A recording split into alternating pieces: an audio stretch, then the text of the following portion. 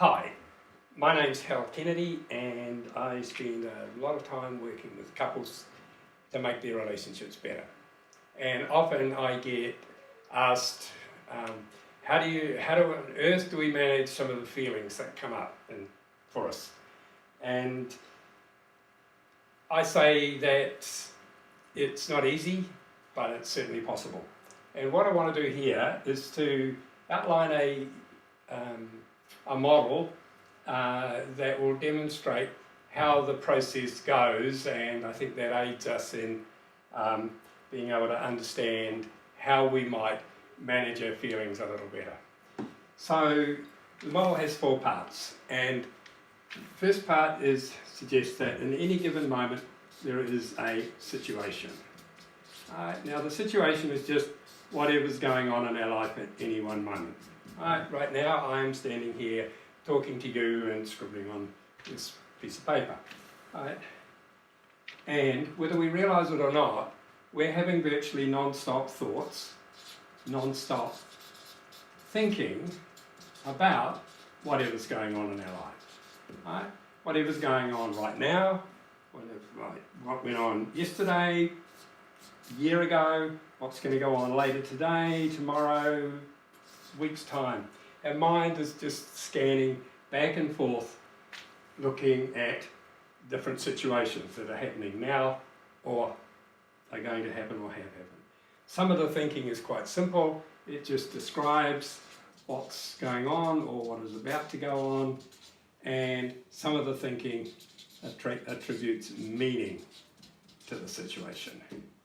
Now this is really important, this part, because if we accept that our thinking attributes meaning to the situation, that's kind of suggesting that nothing really has any meaning of its own other than what us sometimes crazy humans attribute to it. So depending on the meaning that our thinking places on whatever's going on in our life, that generates these things. So this model is endeavouring to show that our emotions, our feelings get generated not by what goes on in our life, right? That they get generated by the thinking we do about what goes on in our life. So if we end up feeling happy, right, or sad, or confident, or anxious, what this model is trying to suggest is that it's not just because of what goes on in our life. It's because of the thinking we do about what goes on in our life. So I'm talking quite a bit about thinking. Okay, so now I'm going to pose the question, what's a thought? So lots of people will come out with lots of different answers. Some people will say, well, it's an idea, it's an opinion, and yes, all of those things, I suppose.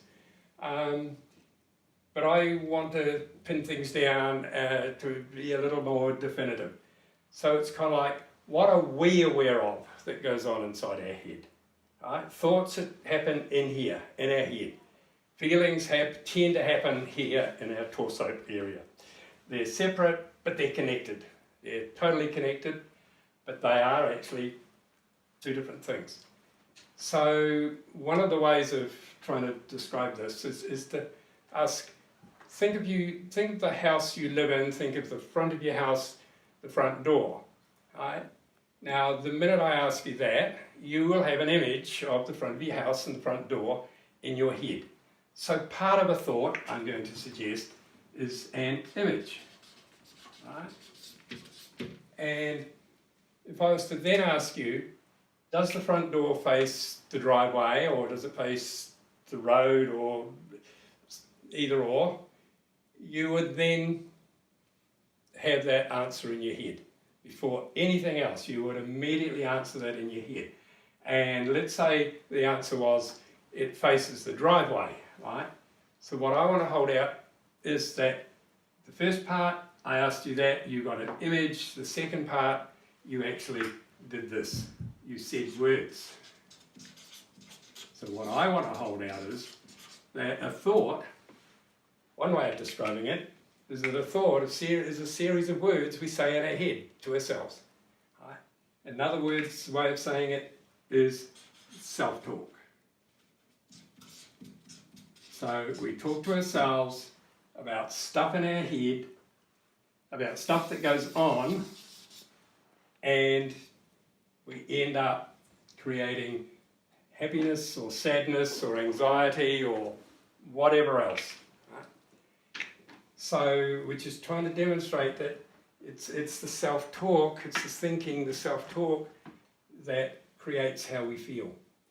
Now, most of us think that the self-talk that we're running in our head is about some form of truth or reality.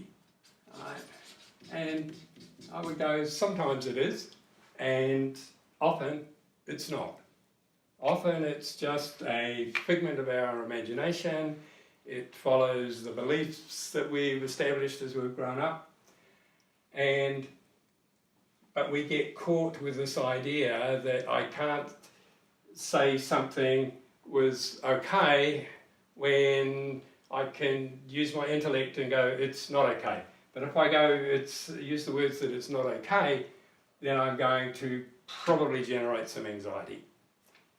And I then question, is the emotion that we generate instinctively, is it useful for us? Because our emotions, these things here, and a whole lot of others that might be there, influence this last stage of the model. They influence our behaviour, our actions. And our behaviour, our actions, are really nothing much more than the words we say, the tone of voice we say them in, and the body language we use, including sighs and eye rolling and whatever else. So this is a condensed version trying to demonstrate that we actually generate how we feel. Right? It's not easy to change it, but this is a beginning process of demonstrating that it is possible to change how we feel. It is possible to manage how we feel. And if you want more information, you can go to relationship.newzealand and you'll find some more information on there.